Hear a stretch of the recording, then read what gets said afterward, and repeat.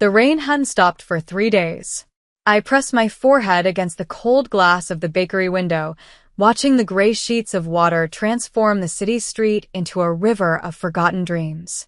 My reflection stared back at me, dark, hollow eyes, a flour-dusted apron, and long black hair escaping from a fraying braid. I was 18 years old, but I felt like I had lived 30. The smell of burnt sugar hung in the air, mixing with the yeast and desperation that seemed to permeate every corner of the bakery. My hands ached from kneading dough since 4 a.m, the cuts on my rich, dark skin stinging with each movement. Mrs. Higgins had been in a mood today, throwing pans and cursing when the bread came out too dense. Amara. Her shrill voice cut through my thoughts. Table 7 needs service. Move.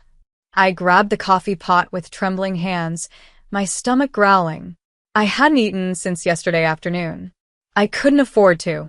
Not when every penny went toward the shoebox apartment I shared with my aunt. The apartment where she spent most days drowning in bottles, leaving me to cover rent, utilities, and her mounting debts. Table 7 sat in the corner, partially hidden by the ancient espresso machine that wheezed like a dying animal. I approached with my eyes down, the way I'd learned to move through the world, invisible, unthreatening, forgettable. The cup shattered before I even saw him. My hands had been shaking worse than I thought. The porcelain exploded against the marble floor, coffee spreading like a dark stain across the white tiles.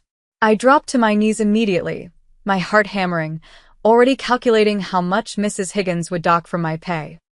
"I'm so sorry. I'm so sorry," I whispered, gathering the shards with my bare hands. A jagged piece sliced my palm, and I watched blood well up, mixing with the spilled coffee against my skin. "Stop." The voice froze me mid-motion. It was deep, commanding, with an edge that made every nerve in my body stand at attention. I'd heard that tone before from men who expected obedience, who didn't ask twice. Slowly, I looked up. He sat within a stillness that seemed impossible for someone so young, mid-20s at most, but his dark eyes held centuries of shadows. He was undeniably striking, with sharp, angular features and jet-black hair pushed back from a face that could have been carved from marble. He wore a perfectly tailored black Mafia suit with a crisp white collared shirt that accentuated his broad shoulders. He was beautiful in a way that felt dangerous. But it was his eyes that trapped me. They weren't looking at my face. They were fixed on my bleeding hand with an intensity that made my breath catch. 2 men stood behind him, massive and silent, their hands clasped in front of them in a way that suggested they were hiding weapons. The other customers had gone quiet. Even Mrs. Higgins had stopped her constant muttering. "You're hurt," he said. It sounded like an accusation. "It's nothing, sir. I'll clean this up and bring you." "Look at me." I did. I couldn't help it. His gaze pulled at something deep inside me, something I didn't understand. His jaw was clenched, a muscle ticking in his cheek. He was angry, but not at the mess. The emotion rolling off him felt too big, too complex for a simple accident. "Jean," he said, not breaking eye contact with me. "First aid kit." "Now." One of the men behind him moved immediately, disappearing through the bakery's front door into the rain. The other remained, a wall of muscle and threat. "Sir, really, I'm fine. What's your name?" My throat felt tight. Something about him demanded truth, made lying impossible. "Amara." "Amara Vance." He repeated it slowly, like he was tasting each syllable. "Amara." Then his eyes finally released mine, traveling over my flour-covered apron, my worn sneakers, and the bruise on my wrist from where I'd bumped the industrial mixer. His expression darkened with each detail. "How old are you?" 18. The word came out as barely a whisper. Something flickered across his face, satisfaction mixed with something that looked almost like pain. He leaned back, and I noticed his hands were gripping the armrests of his chair hard enough that his knuckles had gone white. The man, Jean, returned with a leather case that looked far too expensive to be a simple first aid kit. But it wasn't Jean who opened it. The man in the suit stood, unfolding to his full height, and suddenly the bakery felt too small. He was tall, broad-shouldered, radiating a presence that made me want to simultaneously run toward him and away from him. He stepped over the broken cup like it didn't exist and reached for my hand. "Let me help you, it wasn't a request." His fingers wrapped around my wrist, gentle but absolutely firm, and the touch sent electricity racing up my arm. His hands were warm, slightly rough, and completely steady as he turned my palm up to examine the cut against my dark skin. I'd never been this close to someone like him. He smelled like expensive cologne, sandalwood, and something darker, more mysterious, like smoke and secrets. "This needs stitches." His voice had gone cold. "I can't afford." "Ho-suk," he snapped his fingers, and the second man stepped forward. "Call Dr. Park. Tell him to come to the estate immediately." "The estate?" My voice cracked. No, sir. "I have to work. Mrs. Higgins will." Mrs. Higgins, he finally looked away from me, his gaze landing on my employer who had emerged from the kitchen. The temperature in the room seemed to drop 10 degrees. "This girl is injured on your premises. Explain to me why she was working with equipment while clearly exhausted." Mrs. Higgins's face went pale. She opened her mouth, closed it, then tried again. "Mr. Kong, I didn't realize." Kong. The name hit me like a physical blow. Everyone in the city knew that name. Seuyun Kong. He was the head of the Korean Mafia, the syndicate that ran K-Town and half the city's underground. They ran politics, police, and entire neighborhoods. They were the kind of power that made governments nervous. And I just bled on the leader of the Korean Mafia. "How much does she owe you?" he asked Mrs. Higgins, still holding my hand like it was something precious. "Nothing. She owes nothing. In fact, her pay." "I'm not asking about her pay. I'm asking about her debt. Her aunt's debt." The world tilted. How did he know about Aunt Tyra's gambling debts? About the loan sharks who showed up monthly taking whatever we had? Mrs. Higgins's eyes darted to me, then back to him. "I don't know what you..." "Gene," he didn't raise his voice, but the man behind him pulled out a phone and began typing with disturbing efficiency. "Find out exactly what the Vance family owes and to whom. I want names and amounts within the hour." "No," the word burst from me before I could stop it. "Please, you don't understand those men. If you interfere..." He finally looked back at me, and the intensity in his gaze nearly knocked me backward. "Those men work for me, Amara. Everything in this city works for me." The first aid kit lay forgotten on the table. He was still holding my hand, his thumb now brushing across my knuckles in a gesture that felt almost unconscious. Possessive. "I don't understand," I managed to say. "You will." He pulled a pristine white handkerchief from his pocket and wrapped it around my bleeding palm with surprising gentleness. "You're coming with me." "I can't. My shift isn't over." He turned to Mrs. Higgins. "She no longer works here. You'll prepare her final check with 2 months severance and have it ready within the hour, or I'll have the health department here by lunch. Am I clear?" Mrs. Higgins nodded frantically. Panic clawed at my chest. I needed this job. I needed the money, the routine, the invisibility it provided. "Please, Mr. Kong, I need to work. If you're trying to help, I appreciate it, but..." "I'm not trying to help." His hand slid from my wrist to my elbow, steadying me as I tried to stand. "I'm telling you what's going to happen. You're going to come with me to get that hand properly treated. Then, we're going to discuss the terms of your employment with me." "Employment? Did you think I would let you go back to this?" He gestured around the dingy bakery with something close to disgust. "Working yourself to exhaustion for pennies, bleeding and apologizing for existing." The other customers were staring now, whispering behind their hands. One of them had a phone out, probably already spreading the news that the Korean Mafia boss had walked into the bakery and left with the girl. "I don't even know you," I whispered. Something like pain flashed across his face again, so quick I almost missed it. "No," he said softly. "You don't. But I know you, Amara. I've always known you." Before I could process that bizarre statement, he was guiding me toward the door, his hand still on my elbow. The 2 men fell into formation around us, one ahead, one behind. Protection or prison? I couldn't tell which. The rain hit my face as we stepped outside, but I barely felt it. A black SUV idled at the curb, sleek and menacing, windows tinted so dark they looked like pools of oil. The door was already open, and I could see leather seats and an interior that smelled like luxury. "Please," I tried one more time. "I don't understand what's happening." He helped me into the vehicle with a hand on my lower back, the touch burning through my thin uniform. Then he slid in beside me, close enough that I could feel the heat radiating from his body. The door closed with a heavy thunk that sounded like finality. "You don't need to understand yet." The SUV began to move, and I watched the bakery disappear behind sheets of rain. "All you need to know is that you're safe now. You'll never have to worry about money again. Never have to apologize for taking up space. Never have to bleed alone in some filthy bakery." "But why?" My voice broke. "Why would you do this for a stranger?" He turned to face me fully in the dim interior of the vehicle. His features looked almost inhuman, too perfect, too intense, carved from shadows and obsession. His hand came up, fingers brushing my cheek, so gently it felt like a prayer. "Because," he said, each word heavy with meaning I couldn't decipher. "You were never a stranger to me, Amara. You were always mine. You just didn't know it yet."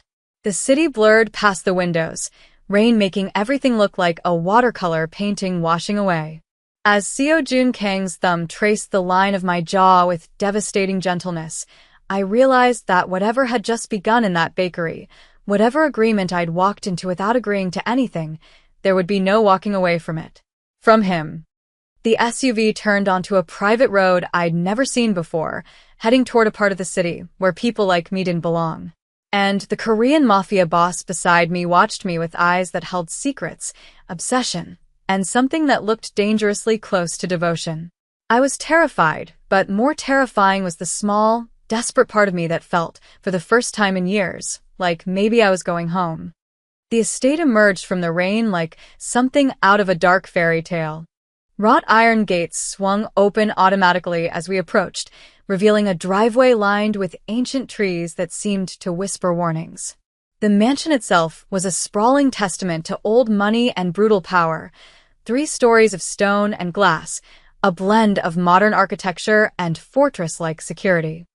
My breathing had gone shallow. The handkerchief around my hand was soaked through with blood now, a crimson bloom against the white fabric. Seo Jun hadn't said another word during the drive, but his presence beside me felt like a living thing, aware and watchful. The SUV stopped beneath a covered portico. Before I could reach for the door handle, Jean had it open, offering his hand. I took it carefully, my legs shaking as I stepped out into air that smelled like rain and manicured gardens. "This way, Miss Vance." Jin's voice was surprisingly gentle for someone built like a tank. Seo Jun appeared at my other side, his hand finding the small of my back again. That proprietary touch that made my skin burn even through my uniform. "The doctor is already here," he said, guiding me up steps that probably cost more than my entire apartment building. The entrance hall stole what little breath I had left. It was minimalist and grand, with polished floors that reflected the crystal chandeliers overhead. Everything gleamed, the floors, the mirrors, the small fortune and artwork lining the walls. This wasn't just wealth.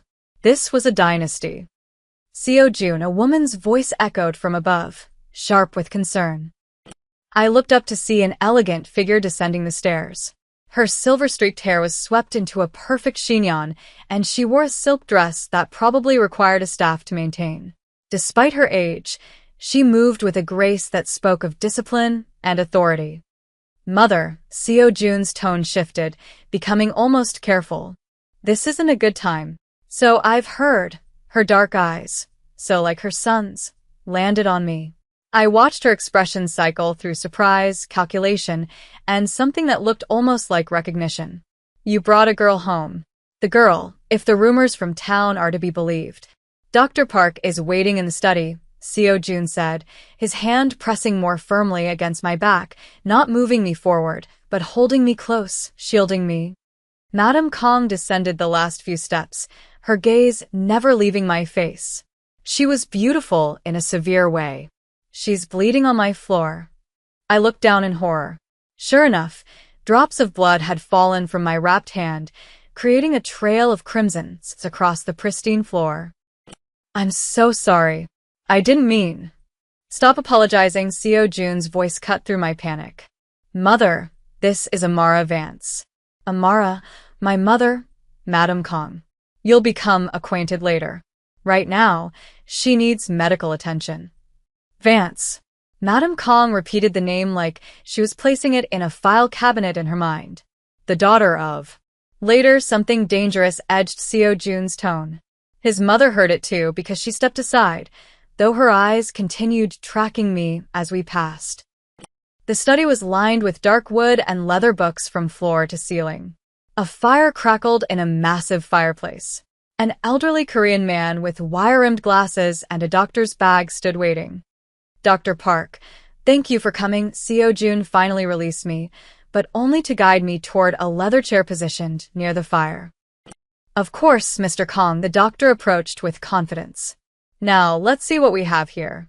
Seo Jun remained standing beside my chair, so close that I could feel the fabric of his trousers brush against my shoulder.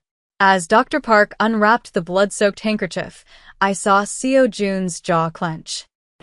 It's not as bad as it looks, the doctor said after a moment, gently probing the wound. I winced, and Seo Jun's hand immediately came to rest on my shoulder. Heavy, warm, grounding. A few stitches should do it. The cut is clean. I'll need to numb the area. I nodded, trying to focus on anything but the man standing over me. But my awareness kept returning to Seo Jun's hand on my shoulder, his thumb now moving in small circles against my collarbone. How long has she been working at that bakery? He asked Dr. Park, though he was still looking at me. Mr. Kong, she has old burn scars on her forearms, defensive wounds on her hands. She's underweight. Probably hasn't eaten properly in weeks. He cataloged my failures like evidence in a trial. When was the last time you had a full meal, Amara? The question caught me off guard. Yesterday. Lunch. Yesterday, he repeated it flatly. It's nearly 6 p.m. You've worked since 4 a.m. on an empty stomach. Jean, Seo Jun said without turning. Have the kitchen prepare a full meal, traditional Korean porridge, something warm, nutritious, and bring it to the East Wing guest suite. The East Wing. Dr. Park's hands paused for just a moment. That's quite close to the family quarters. I'm aware Seo Jun's tone suggested the conversation was over. Mr. Kong, I tried again, my voice sounding small. I appreciate the medical attention, truly, but I should go home. My aunt will be worried, and I have to find another job. Your aunt is currently passed out on her couch with 2 empty bottles. She won't notice you're gone, he said it without cruelty, just stated it as fact. And you won't need another job. You'll be working here. Here? I looked around the study. Doing what? Whatever I need you to do. He finally moved, circling around the chair to crouch in front of me, bringing his face level with mine. Up close, I could see the perfection of his skin, the intense depth of his dark eyes. You'll live here in the East Wing. You'll have your own suite, your own staff. Your aunt's debts will be cleared. You'll want for nothing. My heart was hammering so hard I was certain he could hear it. That sounds like a prison. His lips curved into something that wasn't quite a smile. Or salvation. Dr. Park finished stitching and wrapped my hand in gauze. Seo Jun walked the doctor to the door, their voices dropping to a murmur. When he returned, he poured an amber liquid into 2 glasses. I don't drink, I said. It's brandy. It'll help with the shock. He pressed one into my good hand, then sat in the chair across from me. Drink, Amara. I took a small sip, and the liquid burned down my throat. Why are you doing this? The question came out steadier than I felt. You don't know me. But I do, he set his glass down. I've known you since you were 14 years old, Amara. Since the day you moved into that apartment with your aunt. Ice flooded my veins. How do you? I was 21, already running parts of the syndicate, learning how to be the man everyone expected me to become. His eyes never left mine. I saw you at the market on 3rd Street. You were buying the cheapest brands, counting coins. You wore a jacket 3 sizes too big, and you kept apologizing to everyone. The memory hit me like a wave. You watched me buy groceries? I watched you survive. He reached across the space between us, his fingers finding my uninjured hand. I watched you for 4 years, Amara. Watched you work yourself sick. Watched you give everything to an aunt who gave nothing back. Watched you fade a little more each day. That's obsession. Yes, it is. He didn't deny it. I'm not going to lie to you. I've been obsessed with you since the moment I saw you. But you're here now. 18. Finally legal. Finally mine to protect. The implications crashed over me. You waited for me to turn 18? I waited for you to be old enough that no one could question my claim. He said it without shame. I've eliminated every man who looked at you wrong. Paid off debts you didn't know existed. The loan sharks who stopped coming last year? Mine. The landlord who didn't raise your rent? I own the building. I should have been screaming. But the desperate, exhausted part of me wanted to sink into the life he was offering. This is crazy, I whispered. Yes, he brought my hand to his lips, pressing a kiss to my knuckles. But you're not going to leave. You're just as tired of surviving as I am of watching you suffer. What happens now? Now. He stood, pulling me up with him. Now I show you to your room. You eat, you rest. Tomorrow we'll discuss the details of your new position here. And what position is that? He smiled, and it transformed his face from merely beautiful to absolutely devastating. My wife. The world tilted. What? You'll marry me, Amara. Willingly or not, you'll marry me, he began leading me toward the door. But I'm hoping for willingly. I've waited for years. I can wait a few more weeks for you to understand that this is where you belong. My legs moved automatically. Marriage to a Korean Mafia boss I'd met hours ago. A man who looked at me like I was oxygen. He led me to the 3rd floor, to a suite that made my entire apartment look like a closet. 4-poster bed, silk sheets, floor-to-ceiling windows.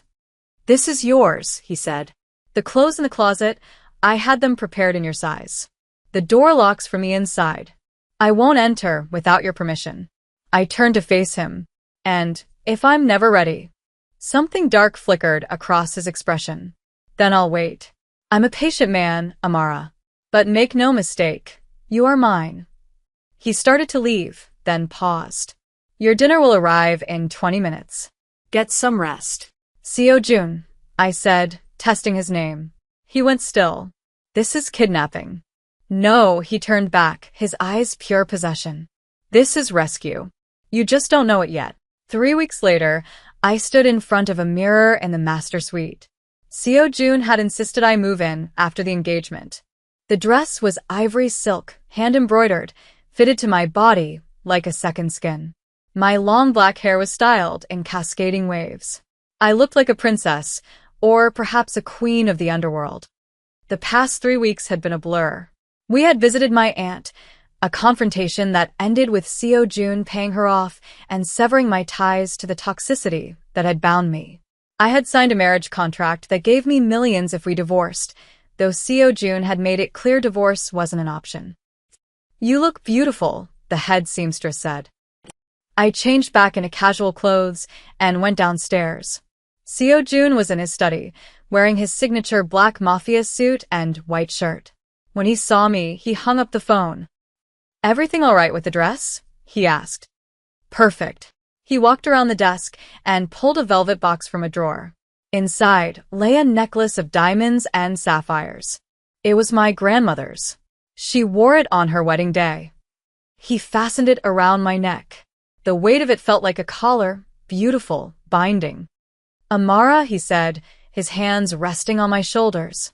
I know this is fast, but I promise to spend every day trying to make you happy. And if you fail, then I'll try harder. That night, dinner was tense. Madame Kong picked at her food. Seo Jun was distracted. There's been a complication, he said finally. The Rossi syndicate is making noise about territory. I need to handle something tonight. What kind of complication? Madame Kong asked. Nothing I can't handle, he looked at me. I'll be back by morning. He left with a convoy of SUVs. I watched from the window. the necklace still cold against my throat. I went to sleep afraid, not of him, but for him. A crash woke me at 3 a.m. I ran to the landing. In the entrance hall, Seo Jun stood in the center, his white shirt soaked with blood. Jin and Ho-suk were flanking him. On the pristine marble floor lay a man, unconscious and beaten. Sam. I ran down the stairs. Are you hurt? Not mine, he said, his voice flat. He looked at the man on the floor, then back at me. His eyes were empty, the eyes of the Mafia boss everyone feared. The Rossies sent him to spy, he said quietly. He was taking photos of the house. Of your window. Ice flooded my veins. He won't be taking any more photos. Seo Jun's arm came around me, pulling me against his bloody shirt. I'm a monster, Amara. I do terrible things to protect what's mine. This is who I really am. I looked up at him. I know who you are. I've always known. And I realized it was true. Somewhere between the bakery and now, between the obsession and the devotion, I'd stopped seeing the cage and started seeing the man. Go upstairs, he said. I'll come to you when I'm done. When he came to the bedroom an hour later, he was showered, his hair damp. He pulled me against his chest. I would burn this city down before I let anyone hurt you, he whispered. Does that terrify you? Yes, I admitted. But it also makes me feel safer than I've ever felt. Say you'll marry me, he said. Not because of the contract. Because you want this. I looked at him. Really looked. I'll marry you. Because I want to. The wedding was 2 days later. 300 guests filled the gardens. I walked down the aisle alone, my choice. Seo Jun waited at the altar, looking devastating in his tuxedo. When I reached him, he whispered, You're the most beautiful thing I've ever seen. We exchanged vows. The priest said, You may kiss the bride. Seo Jun kissed me like I was air, and he was drowning. Mine, he breathed. Finally, completely mine. Yours, I agreed. Always yours. 6 months later, I sat in my library, the winter sun streaming through the windows. I was Amara Kong now, wife to a Korean mafia boss, queen of a criminal empire. The door opened and Seo Jun entered, wearing his black suit. He crossed the room to kiss me. Hello, wife. Hello, husband. He sat beside me. Are you happy? You ask me that every week. And I'll keep asking. I cupped his face. I'm happy. I'm loved. I'm home. He rested his forehead against mine. I don't deserve you. Good thing I don't care about deserve. Outside, snow began to fall. Inside, I felt a warmth that had nothing to do with the fireplace. I had been drowning in that bakery, invisible and dying by inches. Seo Jun had pulled me from the depths, given me air, given me a love so consuming it bordered on madness. Sometimes the cage was really salvation wearing a different face. I was home.